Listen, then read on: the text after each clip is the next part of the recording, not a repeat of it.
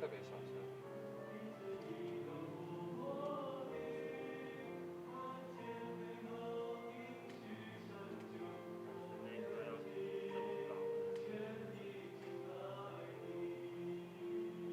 需要那个底下的那个垫子吗？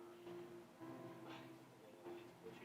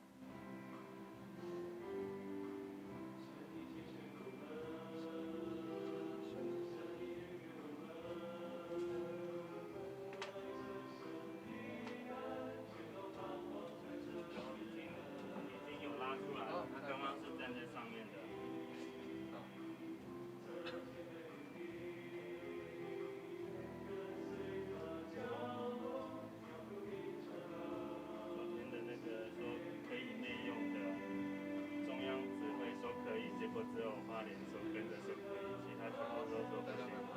对。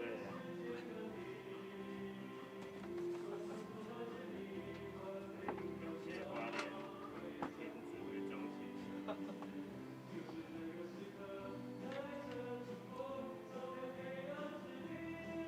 花莲可以说是唯一原住民大于台人的县市，他们几乎每一个乡镇都是这样子的比例。还要查一下，不知道是不是南岛比较城市。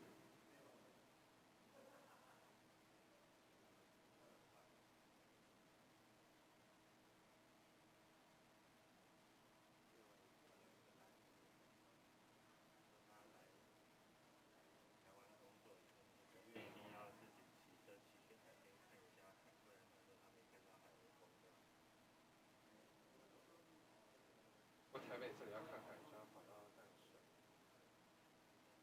每天看海，然后到这边。牧师站一下。嘟嘟嘟嘟，牧师，对不起，可以麻烦你站一下那个，等一下你祷告的位置吗？我们想看一下灯光。哎，其实今天还好哎。好，那就。牧师，你原本是打算站哪里？就是会前的祷告。站上面啊。可是为什么站上面反而变黑啊？哦，这样才会打到了。哦，有了，这样就有亮。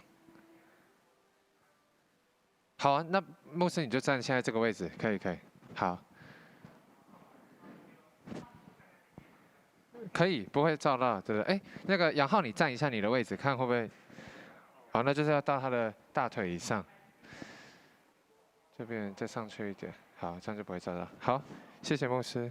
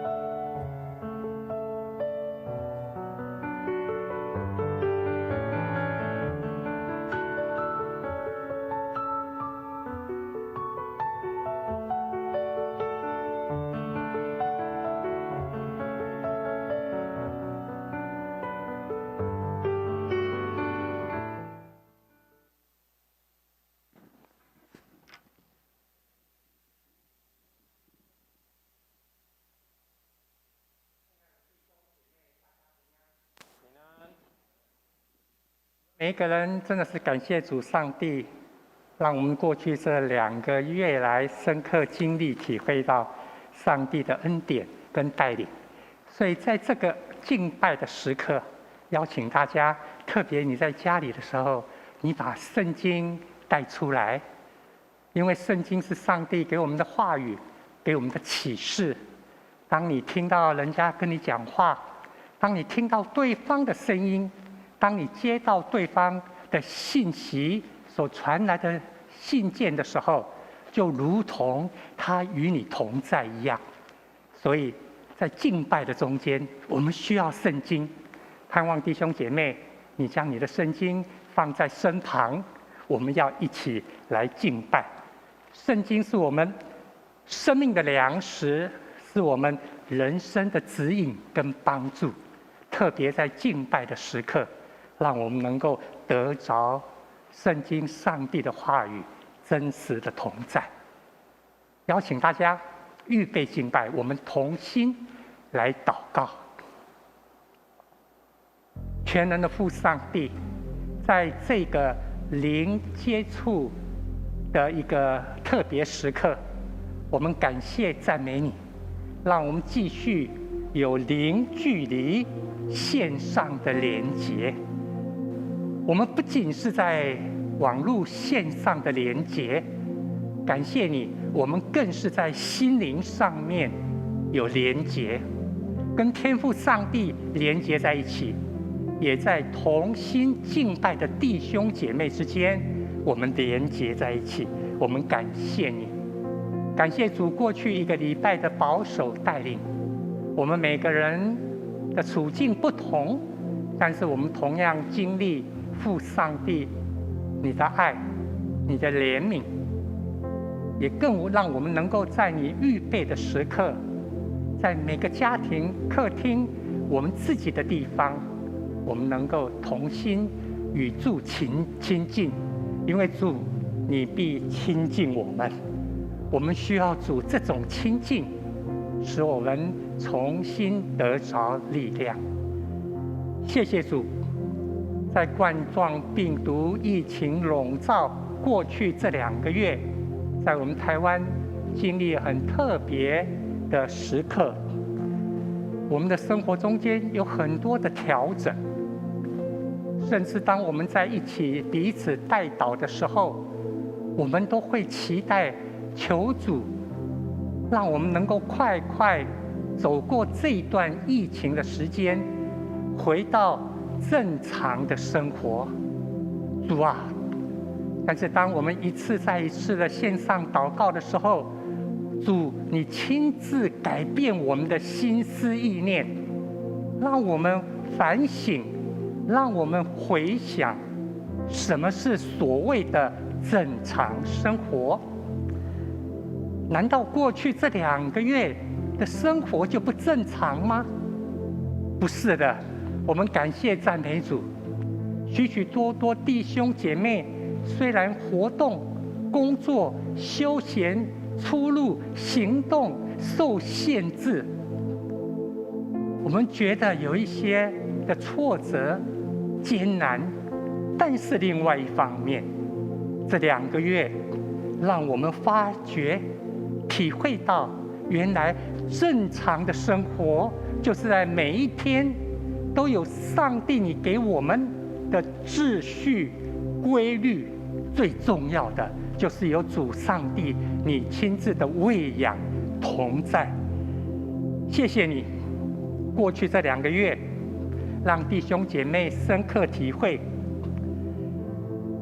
借着先知主上向我们说话，你们得救是在乎归回安息，你们得着力量是在于平静安稳。是的，主上帝你让我们这2个月能够回归安息，让我们能够学习安静，学习领受安稳，让我们重新得着力量，让我们体会到真实的拯救。感谢主，有时候虽然我们会领受到艰难、成为饼给我们，有时候是以困苦为水。但是主上帝告诉我们，你的教师不再隐藏，你的眼睛必看见你的教师。你或左或向右，必听见后面有声音跟你说，这是正路，要行在其间。感谢主，让我们过去这2个月，常常能够领受到主圣灵的叮咛提醒，让我们能够回家。天天我们回到家里面，家人相聚，学习和睦亲密的功课。你也让我们每个主日回家，借着在线上，我们回到这个属灵的大家庭里面。感谢主，这是你所定的日子，是你所预备的时刻，是主看为最好成熟、时机成熟的时刻。所以你每个主日都邀请我们回到你的面前来。感谢主，因为你会让我们再次经历到如鹰展翅的喜乐翱翔。我们求主圣灵在今天，在每个家庭的客厅，在每一位弟兄姐妹敬拜的场所，圣灵啊，你亲自来保守带领我们，让我们再次经历享受到敬拜的喜乐。我们这样感谢祷告，奉耶稣基督圣名，阿们。阿门。诗篇24篇说：地和其中所充满的，世界和住在其中的，都属耶和华，全地也都充满神的荣耀。让我们一起来歌颂神。主，我们敬拜你，有尊荣和威严在你面前，等以圣洁为装饰敬拜。主，我们敬拜你，有能力和华美在你身所，等以圣洁为装饰敬拜你，愿天欢喜，愿地快乐，愿太和其中所充满的澎湃，愿天欢喜，愿地快乐，愿天和其中所有都快乐。让我们一起来拍手敬拜神。主，我们敬拜你，有尊荣和威严在你面前，当以圣洁为装饰敬拜。主，我们敬拜你，有能力和华美在你身所，当以圣洁为装饰敬拜你，愿天欢喜，愿地快乐，愿海和其中所充满的澎湃，愿天欢喜，愿地快乐，愿天和其中所有都快乐。哈利路亚，哈利路亚，耶和华作王，全地当在你面前欢呼。哈利路亚，耶和华作王，全地当在你面前欢呼。哈利路亚，耶和华作王，全地当在你面前欢呼。哈利路亚，耶和华作王，全地当在你面前欢呼。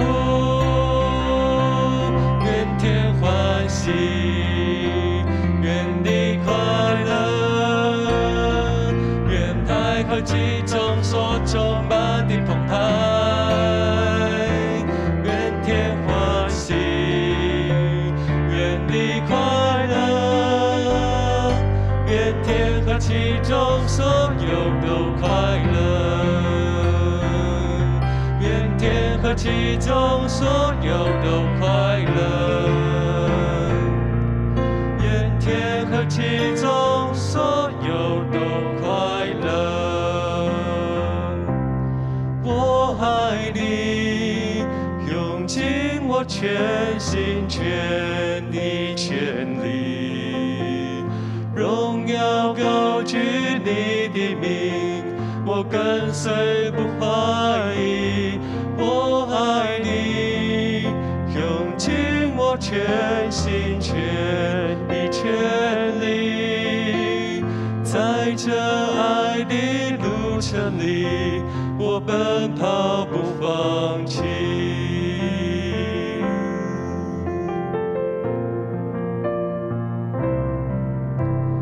每个狂风暴雨里，你同在在哪里？每个难处的鼓励，你恩典在哪里？每个伤心失望里，你爱我爱到底，在你爱的光中，我得着能力。我爱你，用尽我全心全意全力，荣耀高举你的名，我跟随不怀疑。我爱你，用尽我全心全意全力，在这爱的路程里，我奔跑不放弃。四面受敌，却不被困住，心里作难，却不致失望，至真至情的苦楚要成就，其中无比永远的荣耀。四面受敌，却不被困住，心里作难，却不致失望，至真至情的苦楚要成就，其中无比永远的荣耀。我爱你，用尽我全心全意全力，荣耀高举你的名，我跟随不怀疑。我爱你，用尽我全心全意全力，在这爱的路程里，我奔跑不放弃。在这爱的路程里，我奔跑不放弃。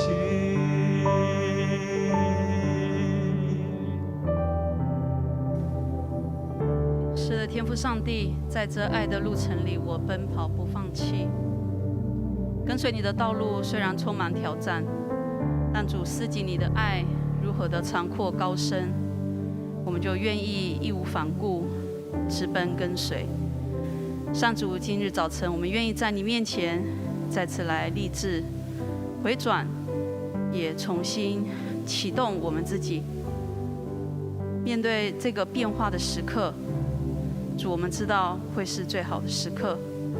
求神你恩待，让我们在你今日自己所要浇灌给我们的那恩典当中，就领受诸般的恩惠，以至于我们得着力量，回到我们的生活当中。感谢祷告，奉主的名求，阿们。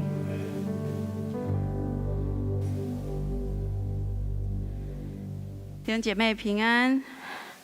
很久没有站在讲台上服侍哦，很特别的感受。牧师可能很习惯了看到底下空荡荡的，但是现在我在这里呢，看到现场空荡荡，这个感受是很特别的哈。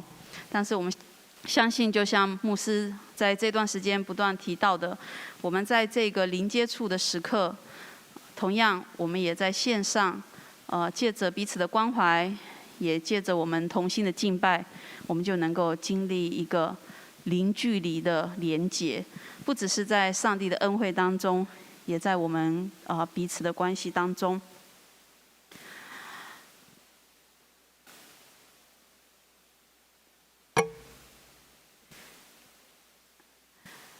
我们最近大家都是在线上进行我们的工作哈，包括幼心幼儿园昨天也是线上毕业典礼，前天。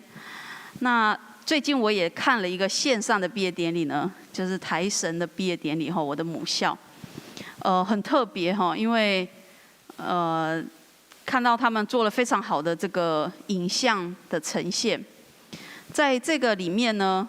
我特别截取这个画面，是右下角，你们就看到一个学生哈，他就是今年的毕业生代表。那整个礼拜堂呢，除了院长还有教务长，就只有这个学生代表哦，还有一个司琴的。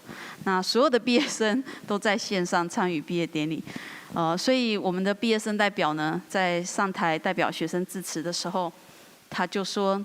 引用了这个我们很熟悉的一句话，说这是最坏的时刻，也是最好的时刻。为什么是最坏的时刻？我想我们也很清楚，因为疫情的关系，所有的一切被迫改变，毕业典礼也没有办法实体的参加，预备这么久，装备这么久，却在这个要受差遣的时刻呢，好像没有感受到一个很完整的结束，但是学校呢非常的用心，做了非常好的这个线上毕业典礼的线上的一切的预备哈，包括影像，包括音乐，甚至这个和声合唱，用各样的方式，希望能够让所有的毕业生他们感受到是受祝福的，这个差遣是一样的力度，同样的祝福哈。所以呢。这个毕业生代表也说，在这样看起来是最坏的时刻里，却也是最好的时刻，因为越是在这种时候，我们受差成为上帝工人的人，越经历上帝恩惠的同在，甚至是加倍的恩膏，因为跟过去完全的不同。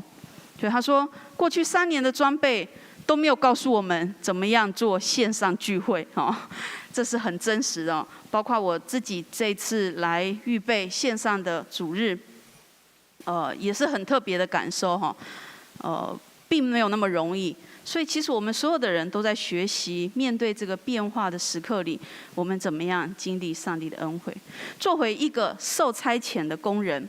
我们在最近的主日礼拜里面呢，会看到。我们大部分运用的在马可福音，也就是照着经课表，我们现在走的内容是马可福音。马可福音是在告诉我们，特别是针对门徒认识耶稣这件事情。也就是说，透过马可福音，我们可以看到一个门徒他对耶稣的认识有多少，他就会做出多少的回应。作为基督的跟随者，我们会成为一个怎么样的工人？很重要是看我们对基督的认识，而在马可福音里面，在这一周经课表引用的经文呢，是在马可福音的第6章，用到约翰跟希律王的这个经文。约翰，我们晓得他并不是耶稣的门徒，可是他做的一件非常重要的事，跟所有受差的工人一样，他是为基督预备道路的人。而约翰他所呈现的生命，着实的是给我们每一个跟随基督的门徒们很重要的一个榜样，因为他为主所预备的生命的那种谦卑以及完全的降服是极度的不同。我们在今天的经文要来看他所经历到的一段事迹。马可福音6章14节，耶稣的名声传开了，希律王也听见。有人说，施洗的约翰从死人中复活了，因此才有这些异能在他里面运行。但别人说他是以利亚，又有人说是先知，正如先知中的一位。希律听见，却说是我所长的约翰，他复活了。原来希律为他兄弟腓力的妻子希罗底的缘故，派人去抓了约翰，把他绑了在监狱里，因为希律已经娶了那妇人。约翰曾对希律说：“你占有你兄弟的妻子是不合法的。”于是希罗底怀恨他，想要杀他，只是不能，因为希律怕约翰，知道他是义人，是圣人，所以就保护他。虽然听了他的讲论十分困惑，或说犹疑不定，仍然乐意听他。这段经文我们看到希律跟约翰之间有一个很特别的关系。对当时候的时代来讲，希律王他能够听从一个先知是不容易的哈。可是呢，他却乐意听约翰的讲论。可是却因为这个事件，也就是他娶了他兄弟的妻子这件事情，遭到约翰的一个指证，所以这个他所娶的这个妻子呢，希罗底就怀恨他，想要杀约翰。但是我们知道，刚刚读的经文告诉我们，其实希律是并不想要做这件事的，因为他知道约翰是一个义人，并且虽然他对约翰的话语不是那么的了解，约翰所讲述的这些悔改的信息，他并不是那么了解，他却乐意去听他。因此，希罗底一直都没有办法，这个按着他的意思呢来杀害约翰。直到有一天，希罗底在这个希律的生日的宴会上，他就想了一个计谋，主要是他的女儿来跳舞，然后这个女儿跳得非常好，我们知道她后来成了一个很有名的舞蹈。这舞呢跳得非常的艳丽，以至于所有在场的宴客的这些客人们呢，包括希律王心中都非常的满意。因此他就对这个女孩说：“你想要什么，我都会给你，甚至呢是国家的财产的一半，我也给你。”希罗底的女儿马上转进去问她的妈妈说：“妈妈，我要拿什么呢？”这个母亲抓到机会了，因此她就对她说：“你赶快去告诉希律王，我要把施洗约翰的头放在盘子里，然后你要把它带来给我。”希罗底的女儿就进去对希律王如此说。哇！希律王听了以后呢，碍于面子，碍于话已经说出去了，所以不得不照着去行。圣经告诉我们，他就找一个人去把约翰的头给斩了下来，装在盘子里，带去见希罗底。于是希律就这么死了。这是我们在考古上面呢，在这几年考古上发现的，希律王安提帕斯王他的这个堡垒的遗址是在现在约旦的边界，在约旦的境内。然后他们做了一个重建图，也就是可能是在这个庭院里，这个中庭的舞池里有这个特别的舞蹈，然后也是在这边约翰被遭到斩首的判刑，最后这个头颅也是在这个地方带去给希律的这个妻子希罗底来看。我们如果看到这样的故事的时候，我们这时候就要来讲约翰他的一生走到这个结局，到底是值不值得？我们如果在神学院受差遣装备这么多年，甚至有很多人他要受差遣之前，不止在神学院装备，他过去10多年来可能都已经有很长的时间在预备来回应呼召，一辈子就是要预备起来，成为上帝手中要来使用的器皿。最后这样的结局是值得的吗？我们回过头来看约翰，他是出身名门世家。我们晓得他的妈妈是亚伦的后代，他的父亲是撒加利亚。他出生一个特别的家庭，而且他不止如此，出生的时候呢，父亲见了异象，因为他的母亲原是不能生的，却在父亲见了异象以后怀孕，以至于这个孩子还未出母腹的时候，他就已经惊动万方。大家晓得有一个特别的生命要出生了，所以他从小其实就非常的有名，他的家里有名，他也是很有名的成长。但是不止如此，他更是从小被分别出来做分别为圣的人，做拿细尔人。所以他是在旷野居住，穿骆驼毛，吃蝗虫跟野蜜。然后他在旷野宣讲悔改的信息。我们如果看圣经告诉我们，约翰所传扬的，有许多的人就到约旦河去听他宣讲悔改的信息，就到约旦河里愿意洗礼，然后认自己的罪。所有的人都知道他是个义人。如果我们看一个工人的装备是这样子的背景，我们一定会想他是非常有大好前途的，有名望，甚至有受人尊重，去到哪里大家都愿意听他说。这样的人其实就在我们现在的社会来说，他应该要跟上流社会保持良好的关系啊，他应该要跟政治圈有非常好的互动啊，因为所有的人都愿意听他讲。其实政治人物可能都要敬畏他3分。但是上帝国的意思并不只是在这里。上帝国的定义并不是指死后上天堂，也不单是指重整世上的政治实况，它同时是包含了这两者，却又远远的超越他们。因此当我们看到约翰最后竟然是死在一场舞蹈，然后这个舞蹈的赏赐只是这样的一个要求，就失去他的生命的话，各位同工，各位弟兄姐妹，你觉得这样的死是值得的吗？如果我们预备了这么久，这样的服事最后是算成功的吗？我们有想过跟随上帝，成为上帝的仆人，有可能我们的人生结局是走到这样吗？这样的结局到底对不对呢？当我们思想到这个的时候，可能很多人就会回答说，传道没有什么不对啊，因为我们跟随的是十字架道路，没有错。可是我们讲的容易，实行起来却非常的困难。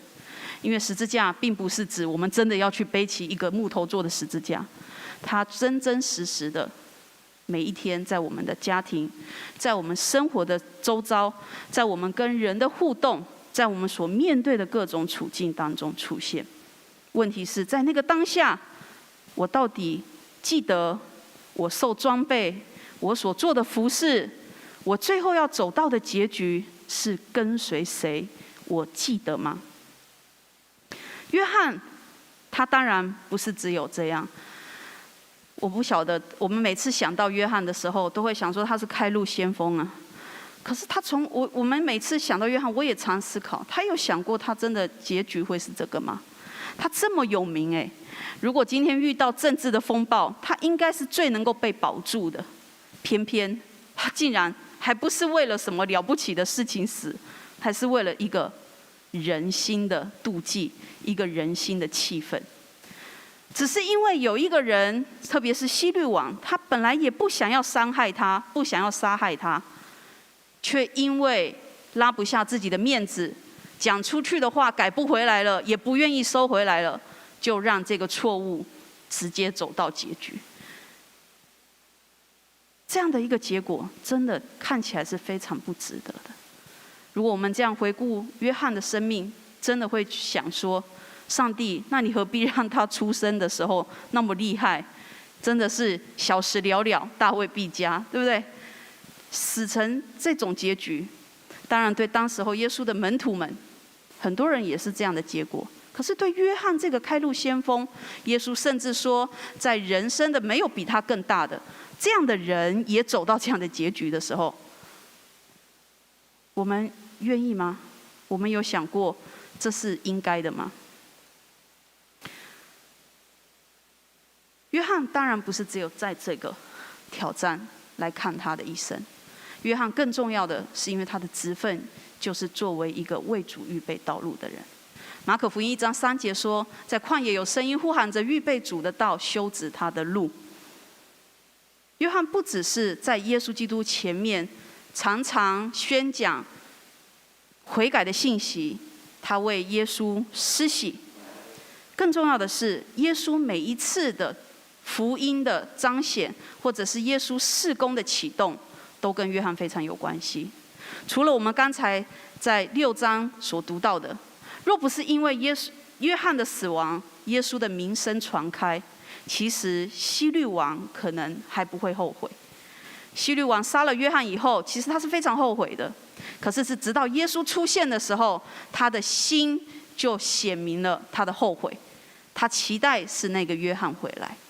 这是约翰在希律王这个人身上所做的功。不止如此，约翰跟耶稣的连结，还有其他在马可福音1章14、15节特别提到的。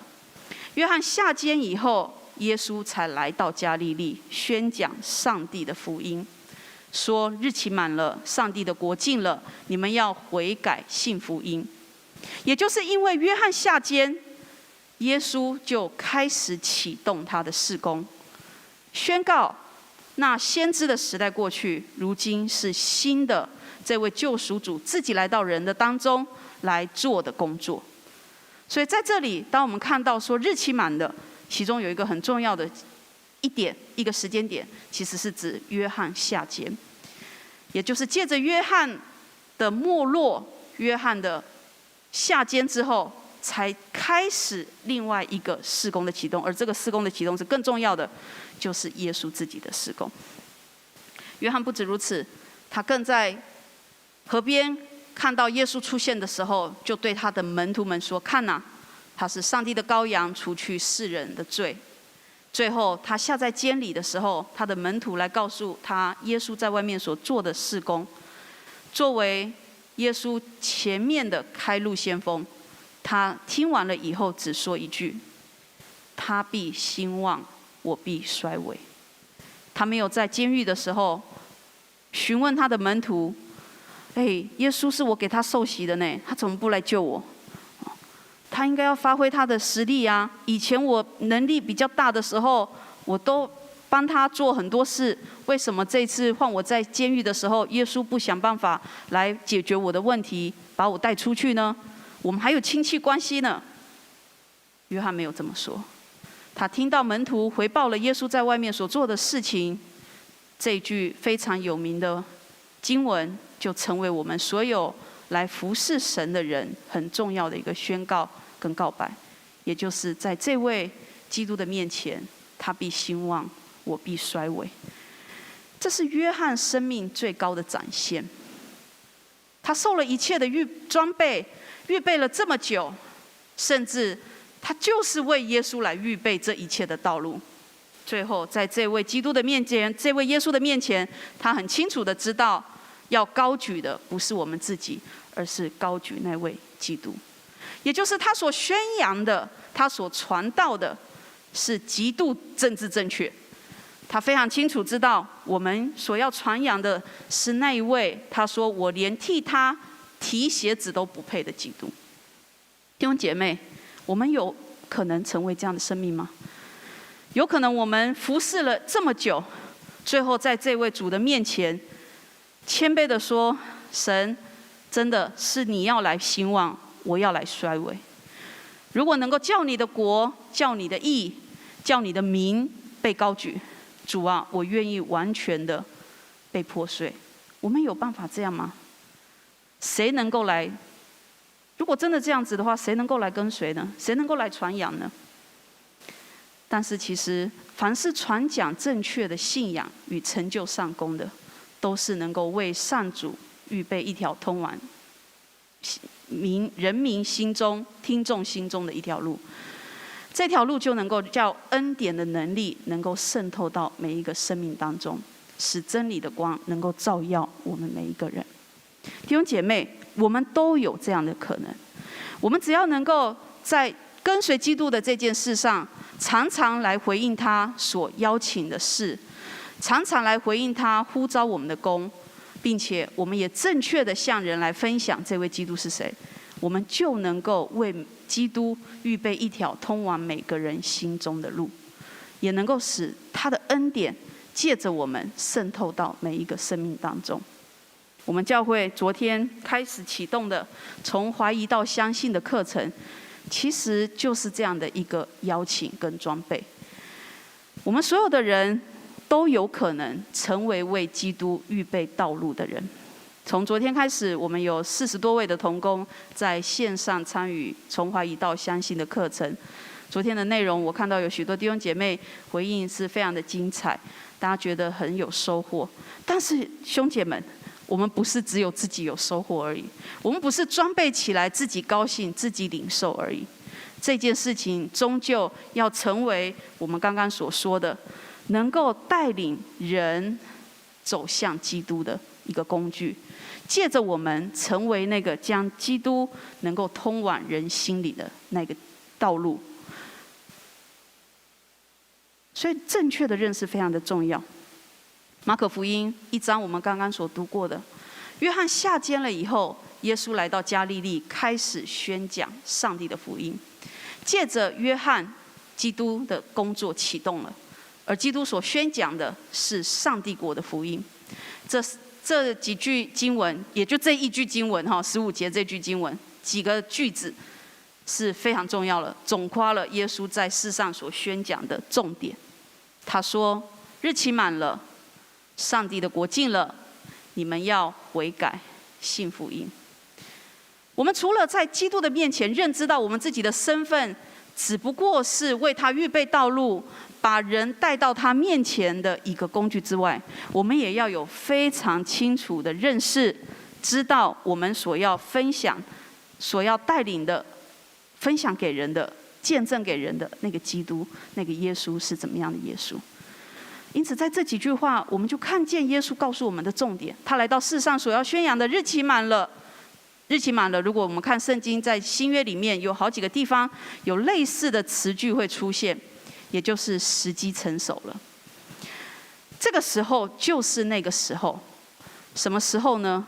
就是要来抉择的时候，也就是上帝的国、上帝国的福音要来宣扬的时候，就是抉择的时刻，而抉择的时刻就是时机成熟的时刻。每一个时刻，每一个抉择的时刻，都是那个关键时机成熟的时刻。上帝的国近了，告诉我们，因此你不要拖延，你要带着极大的盼望、极大的期待，等候后面即将来临的。你们必须要悔改，悔改呈现在2个层面。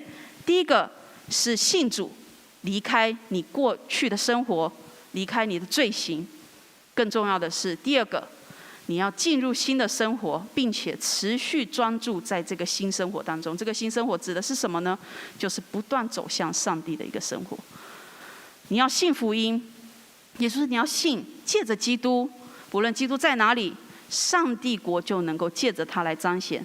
上帝国掌权在万事万物当中。这是基督来到世上所传的福音的重点。而这些重点，我们晓得，借着耶稣基督在十字架所成全的功，我们已经晓得重点是什么，就是带领人来相信那十架的救恩，并且不只是带领人来认识十架的救恩，也能够在我们生活当中活出这样的样式来。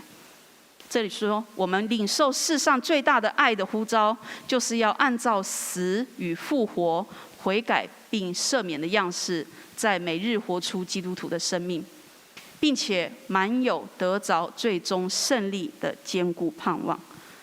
我们受呼召，最终是来传扬基督的福音，而这福音就是他在十字架上所成全的那个福音，并且我们不只是宣扬，还要用我们的生命真真实实的活出这样的样式来。很多时候我们可能不太明白，因为当我们提到这件事的时候，其实背后在提的是苦难的功课。我们常常会有很多的疑惑，在我们的生活当中，上帝会要我们经历这样的苦难吗？这是上帝要的吗？就是当我们看到约翰的时候，好像产生那样的疑惑：那样的结局是上帝要的吗？我不晓得我们的答案会是什么，因为我们各自可能都在我们各自经历的苦难跟挑战里。在我的服事里面，常常陪伴许多的家庭、许多弟兄姐妹面临他们生命的风暴，有些是短暂的，有些是非常长期的，可能已经非常多年，他就是不断的在某一些的漩涡里面，因为那些关系始终存在，那些破口始终存在。我们不断向上帝寻求救赎，我们也不断向上帝寻求恩典。我们希望能够脱离那样的世界。可是弟兄姐妹，当我们看到约翰最后走到那样的结局的时候，我们有没有想过，那个会不会真的是上帝的旨意吗？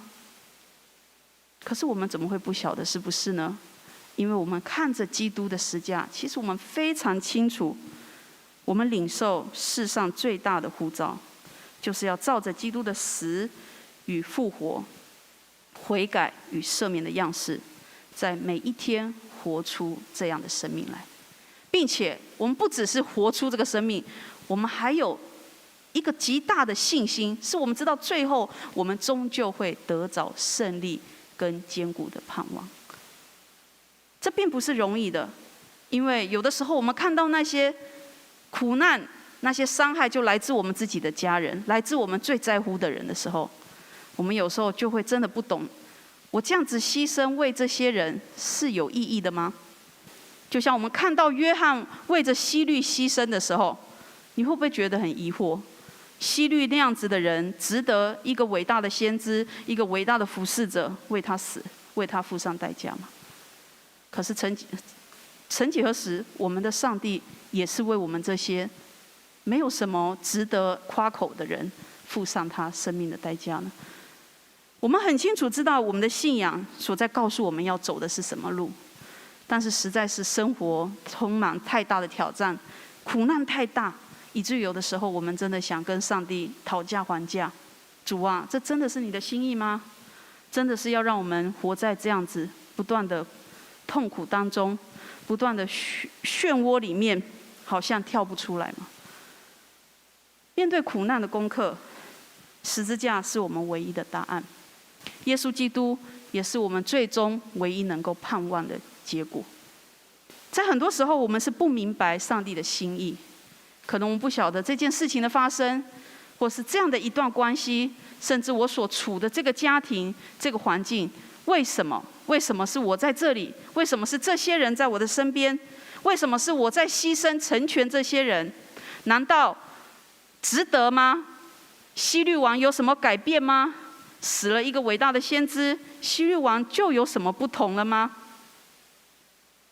这是我们常常在生活中发出的疑问。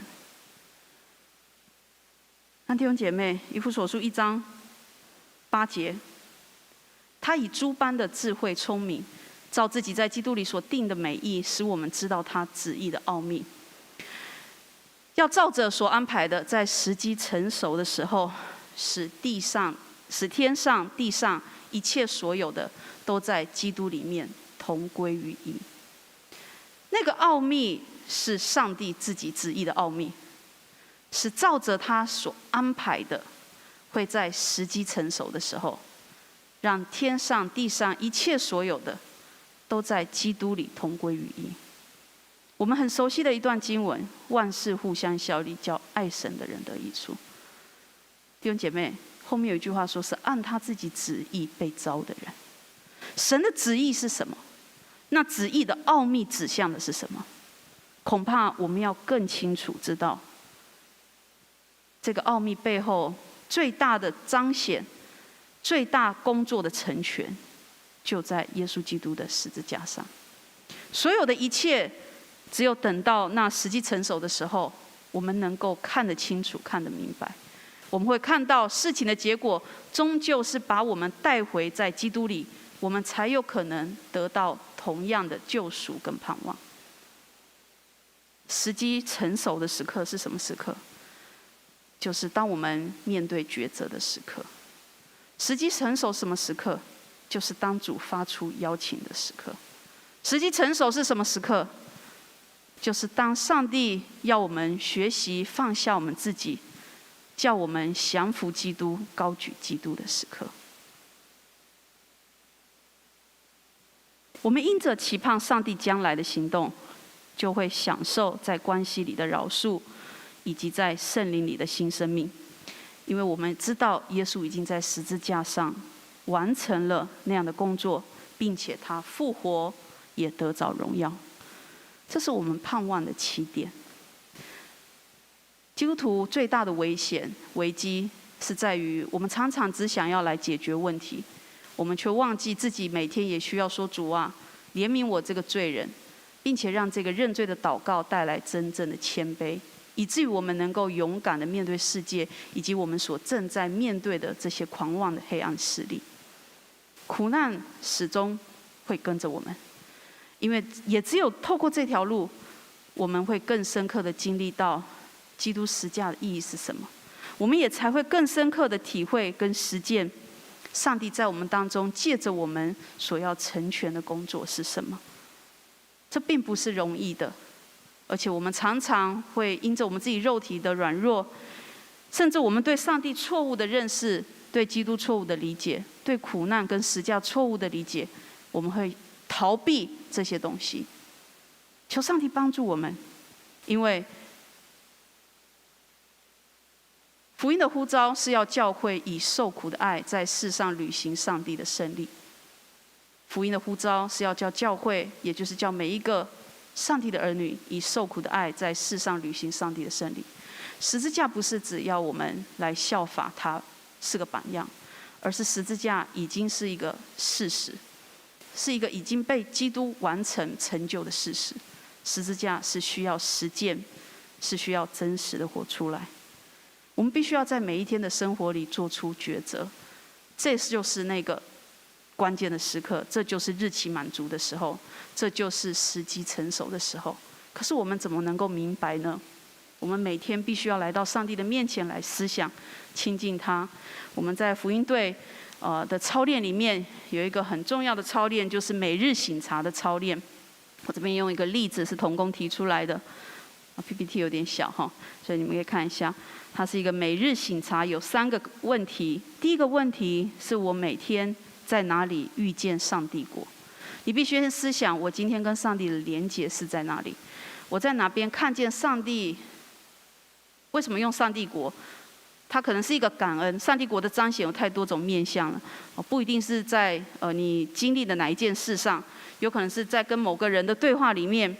有可能是你今天看到的经文，甚至是一段文章，甚至你今天出门的时候看到蓝天白云，圣灵给你一些启示，让你看到上帝国的同在，这都是非常有可能的。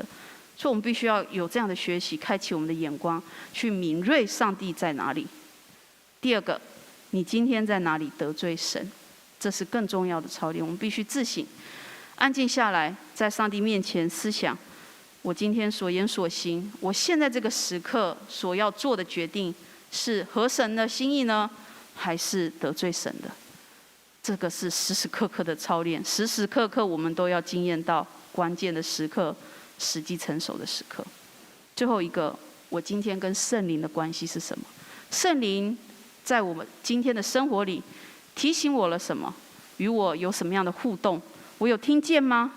我有经历到它吗？还是今天我是个圣灵没有同在的人呢？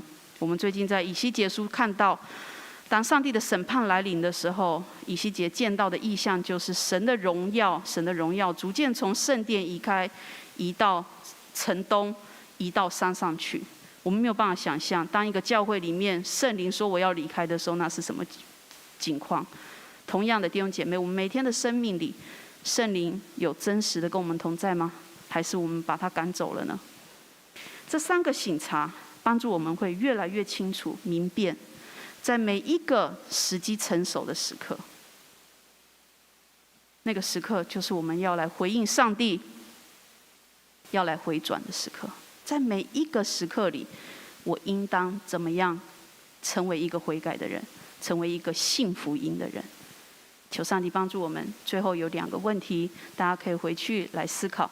如果上帝的旨意是要万有在基督里以基督为首，服在他权柄下，回归原本应有的次序跟目的，我有没有想过我自己在上帝的旨意中角色是什么？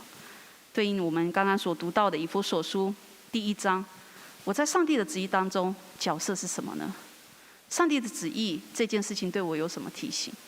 对我目前人生的追求跟我所关心的事上，我应该怎么调整？在我现在所经历的、面对的这些人生，跟我所面对的这些人事物、这些关系当中，上帝的旨意对我有什么提醒？我的角色应当怎么活出这个上帝的旨意？求上帝帮助我们，能够越来越成为一个在成熟的时机做出正确决定的人。我们一起来祷告。天父，我们再次来到你面前，献上满心的感谢，因为实在知道你愿意万人悔改，你愿意人人都经历你恩典，走回你心意里。主，因此求你帮助我们，不要单言，因为你的时候到了。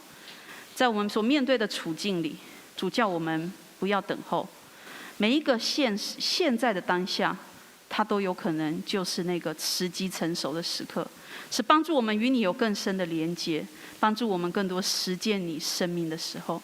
求恩主赐福，虽然在这个过程里，每一次的决定可能都让我们需要有更大的力量、勇气来面对这个抉择，甚至我们可能所要承担的比我们原先所想象的更多。但恩主，我们并不孤单，因为我们知道你已经成全这一切，你必在前头亲自为我们预备那住所。我们也知道最终的时刻来临的时候，我们必与你一同享受那属天的荣耀。愿你从天上所赐各样属灵的福气，持续的加增我们力量，在我们每日的生活当中，都成为一个及时悔改并且信福音的人。我们将祷告祈求，奉耶稣基督的名，阿们。阿们。感谢神，我们用这一首丰盛的应许来回应主，你会在时机成熟的时候赐下美好的旨意，在信靠你的人身上。你仰脸保守你所爱的，你无比永远不离不弃。你将我从淤泥里捧起，放我在你的手心。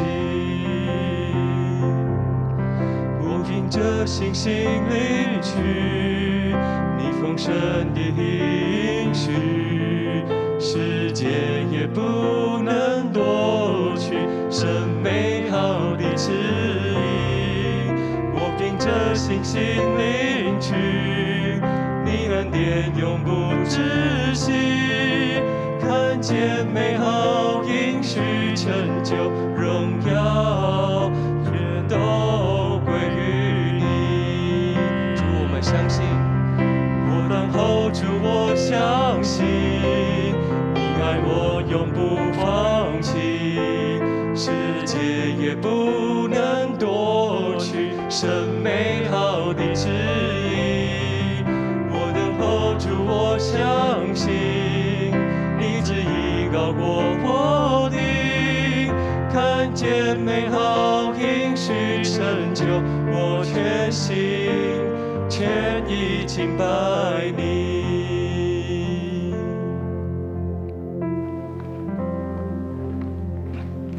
感谢主上帝，让我们今天能够在线上同心来敬拜。许多弟兄姐妹关心到教会的圣工，在奉献的部分，你可以在家里预备一个信封，把这个礼拜今天你要献上的放在信封里面。也感谢主，许多弟兄姐妹过去这一阵子借着转账，我们可以借着在银行的转账，或是甚至有弟兄姐妹顺道到教会过来，把奉献交给干事。我们除了教会事工的需要之外，我们也特别关心到已经2个月所以有许多在所谓的热区，在确诊数多的一些热区的小型教会，我们有一些教会一起来关心他们，让这些小型的教会经过了这1-2个月没办法聚会，他们的经常费、他们的教会的运作真的有受到了限制，所以这也是我们一起来奉献、来关心的部分。愿主悦纳我们。我们这个时候也将每个弟兄姐妹，你自己要摆在上帝面前的祷告，我们一起同心。我们确信上帝他是眷顾我们、垂听我们，而且圣灵带领我们，让我们在不同的地方，但是在上帝所预备时机成熟的时刻，在基督里，我们是真的会合一。我们同心来祷告。全能的父上帝，我们感谢赞美你。从人世间的角度，我们来看生命会有长短，会有成功或失败，但是我们感谢主，你让我们从耶稣基督的十字架来回应，来看主你在我们每个人生命里面的旨意，你的心意。谢谢主，让我们再次借着你所向我们诉说的话语，帮助我们愿意虚己，将自己仰望交托，跟弟兄姐妹一起连结，以便于教会在今天这个时候能够成为见证，成为社会，成为国家一个好的见证，带领大家回到天父上帝面前，享受家庭、信仰家庭、每个人家庭相处的喜乐。愿主耶稣基督的恩惠、天父上帝的慈爱、圣灵的保守、相通、医治、安慰与你们同在，从今日直到永远。阿们。阿们。上帝的时刻，按照其时行美好的工作，让我们借由这一首就是这个时刻，彼此提醒，我们不会被这疫情所困住，因为上帝还是能够使用我们，勇敢地为他做出生命的见证。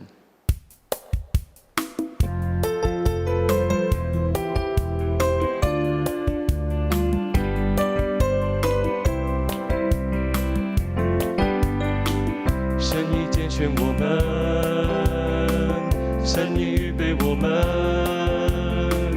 带着神的爱，宣告盼望在这时代，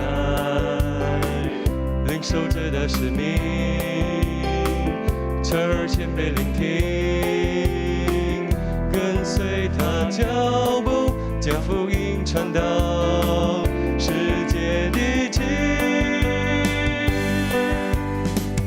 就是这个时刻，带着主爱走遍世界各地，我们所他之地，万民都要归向你。就是这个时刻，带着烛光照亮黑暗之地，大声宣告耶稣是主，万国都敬拜你。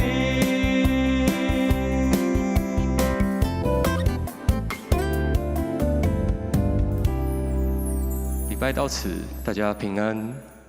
平安。